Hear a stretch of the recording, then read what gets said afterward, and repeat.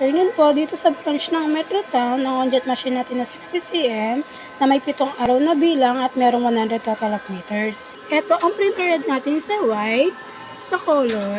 Ito naman ang cupping natin. Head clean.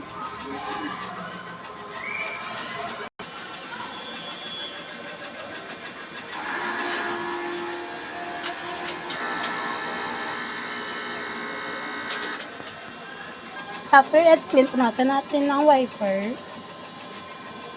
Nozzle check.